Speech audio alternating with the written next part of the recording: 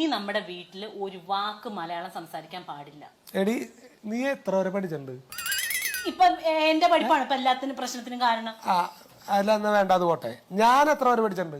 ഇനി അത് പോയി കുട്ടി ഘോഷിക്കും. എടി അപ്പൊ അതല്ലേ പറയണേ, ഈ വിദ്യാഭ്യാസമുള്ള നമ്മൾ എങ്ങനെ ഇംഗ്ലീഷ് പറയുന്ന വിചാരിച്ചിട്ടാ നീ?